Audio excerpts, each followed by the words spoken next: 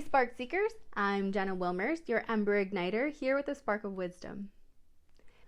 I was studying the book of Job for a podcast a while back, and something about his character really struck me that I wanted to share with you today. If you don't know Job's story, let me summarize it a little bit for you. Job was a man who was very honoring of God and turned away from evil. And because he did this, the Lord blessed him immensely. He had many sons and daughters, he had livestock, he had land, and an abundance of wealth. Satan went to the Lord and said to him, "Well, if you take away all of Job's blessings, surely Job will curse you to your face."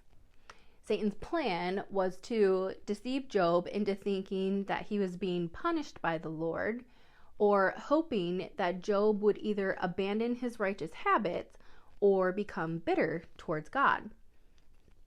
God allowed Satan to proceed to take away Job's blessings, but not his life. So, one day, a messenger came running in and informed Job that all of his livestock were seized and his servants that were tending to them were murdered.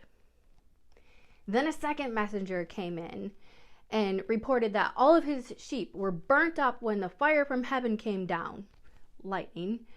And then a third messenger came in and said all of his camels were raided and those servants who were tending them were also murdered.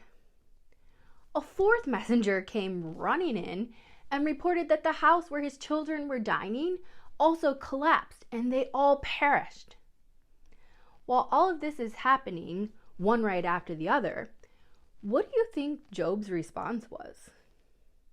Well, he gets up, tears his robe, shaves his head, and falls to the ground to worship God. I mean, who does that? When our lives are chaotic and it seems like everything is falling down around us and it's crashing down, is our first response to fall to our knees and worship God? I bet it's not, but it should be. Thanks for tuning in. Now go out and set the world on fire.